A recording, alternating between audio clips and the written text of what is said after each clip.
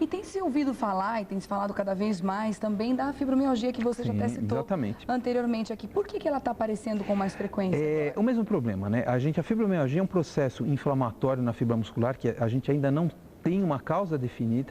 A gente sabe que está relacionado com problemas psicológicos, muitas vezes com depressão e síndrome de pânico, né? E isso acaba gerando uma dor nesse paciente, às vezes dores articulares, né? Mas a fibromialgia a gente tem que fazer alguns cuidados, existem formas de diagnóstico, o diagnóstico é extremamente clínico, mas também está relacionado com problemas psicológicos, com estresse, com sobrecarga e precisa se tomar muito cuidado, isso a gente chama a atenção até dos colegas, que assim, muitas vezes o fibromialgico tem um problema.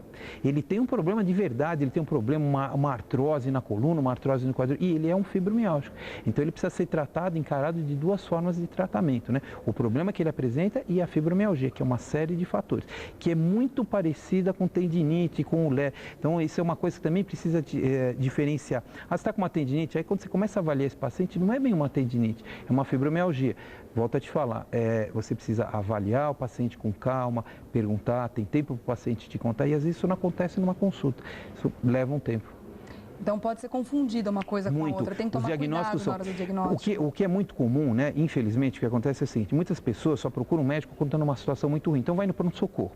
O colega do pronto-socorro, ele tem que atender rápido, porque ele tem mais gente para atender, ele vai resolver aquele problema imediato. Ele acaba passando paliativo. Exatamente. Ele vai dar um anti-inflamatório, que é o que vai resolver o problema do paciente por 2, 3 dias, e para o paciente procurar um médico. E muitas vezes o paciente não procura um médico no consultório para fazer, porque ele melhorou naquele momento, exatamente. Só que está errado. Porque dali uma semana passa o efeito da medicação que foi dada e volta a todas as outras. Aí ele vai voltar no pronto-socorro, vai pegar um outro médico, que vai receitar um outro remédio e ele vai melhorar. E aí o paciente entra num ciclo vicioso e quando ele chega no consultório para a gente já está muito mais complicado para a gente tratar. E muitas vezes fica mais complicado mesmo, até porque maquiando aquela dor, você sobrecarregou mais uma vez aquela musculatura ou aquela articulação e aí acabou agravando mais o quadro.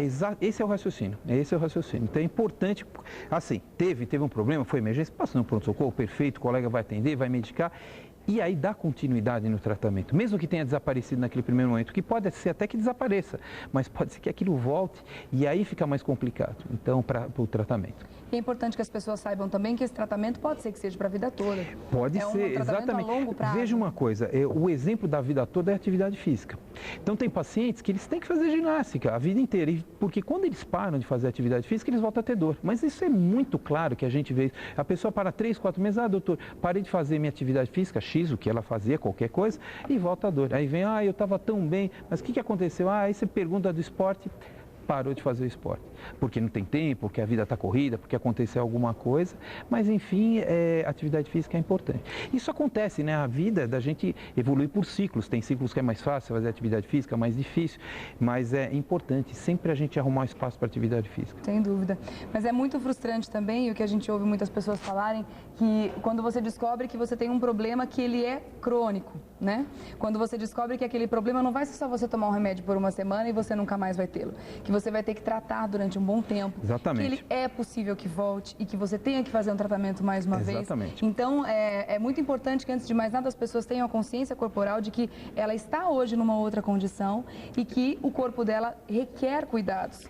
E que esses cuidados, muitas vezes, sim, tem que ser para a vida toda. O que eu falo para os pacientes é o seguinte: a gente envelhece cada dia, né? Desde o momento que a gente começou a nascer, nós estamos envelhecendo, né? E então cada dia, exatamente o que você colocou, cada dia nós somos diferentes, numa condição diferente. À medida que o tempo vai passando, vão aparecendo outros problemas, né? E às vezes tem paciente que não aceita isso.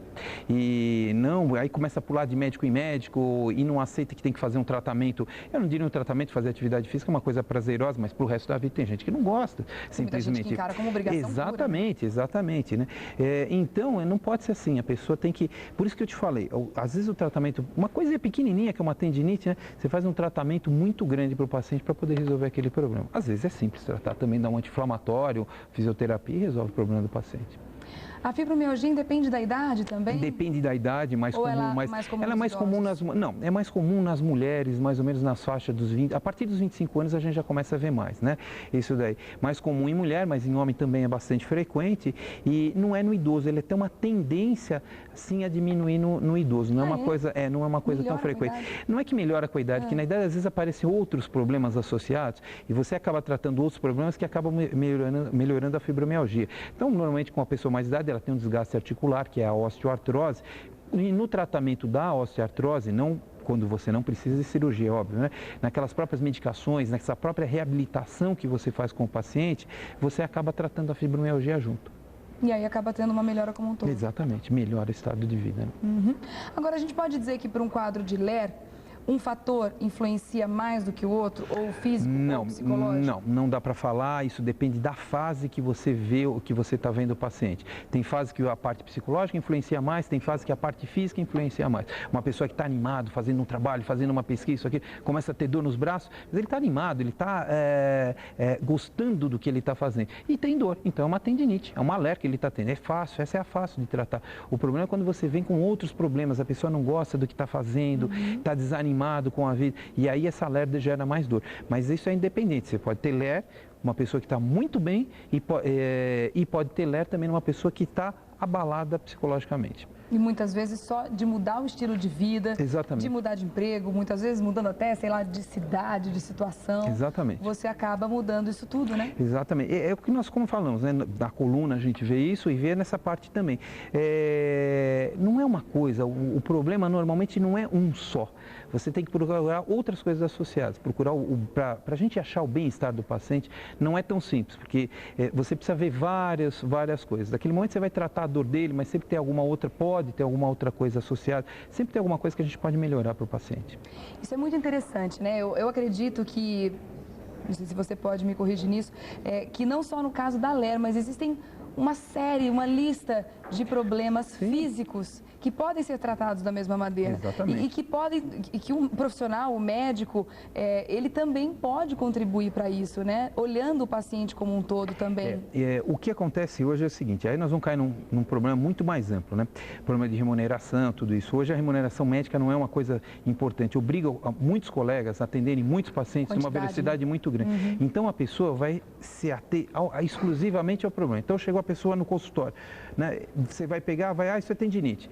Acabou, resolveu. 10 segundos leva a consulta. E para a gente fazer o diagnóstico, a pessoa que tem experiência não leva mais que 10 segundos para fazer o trabalho. Eu já fiquei engessada há mais de uma semana. Exatamente.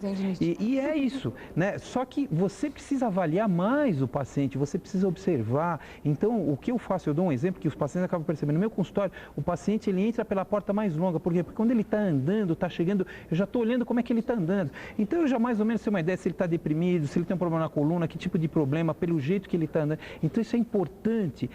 Não é o problema, a doença, é importante avaliar o paciente como um todo. Isso é o fundamental. Então, só para que as pessoas em casa tenham mais consciência, né? E saibam reconhecer melhor esses sintomas, até para que consiga passar para o médico, para que não tenha um diagnóstico equivocado. Quais são os sinais? Primeira coisa, a dor, né? Para a LER exclusivamente, a dor, aquela limitação da articulação que está acometida, o ombro, o cotovelo, o punho, né? E muitas vezes é muito importante falar o que o paciente fez, porque muitas vezes o paciente já chega automedicado ou com alguma coisa, e isso já vai diferenciar o que está acontecendo. Isso é uma das primeiras coisas que as pessoas fazem. Exatamente. Tomar um remedinho, tô com uma dor aqui, outra. Está melhorando com essa história de exigência de receitas, isso é uma coisa que... Já está mudando? Já está mudando. Vários anti-inflamatórios já não são vendidos sem receita, antibiótico não vende mais. Isso para a gente melhora muito. Sabe? É muito mais fácil. E aí facilita uma outra coisa, o paciente procura o médico de uma forma mais precoce. Ele não vai na farmácia procurar o farmacêutico, ele vai direto no médico, ele não consegue comprar a medicação mais. Porque isso está acontecendo também, eu acredito que as pessoas estão tendo mais noção de que muitas vezes uma dor em determinada parte do corpo não pode ser exatamente um problema naquele lugar, e sim uma consequência de uma outra coisa maior. É um caso que eu tenho assim, foi um aprendizado, um caso que foi um aprendizado para mim na vida. Eu cheguei a um paciente, eu estava no plantão, isso há 20 anos atrás, estava no plantão, o paciente tinha dor nas costas. Uma dor diferente, alguma coisa aquilo. Eu não gostei daquele tipo de dor, mas era uma dor nas costas que ele estava há 2, 3 dias, né? E o ideal seria dar um anti-inflamatório, medicar, repouso meia hora e mandar ele embora, né? Eu examinei a barriga do paciente, não é a minha área, e chamei o cirurgião. Esse paciente estava com uma úlcera perfurada na parte posterior do estômago. Se eu tivesse dado anti-inflamatório, talvez teria mais matado esse paciente. Só que ele foi para uma cirurgia de qualquer forma, saiu muito bem. Então, é aquilo que eu falei, é fundamental procurar o médico de forma precoce para evitar problemas. Tá certo. Doutor Rogério Lima, agradeço demais a sua presença aqui no Mulheres. Já está convidado para uma próxima, sem dúvida nenhuma. Muito obrigado. Tá bom? Obrigado, um bom ano para você também. Para você também. Eu fico falando feliz ano novo a semana inteira, que é uma delícia desejar feliz ano novo, né? É tudo de bom mesmo. Feliz ano novo, mama!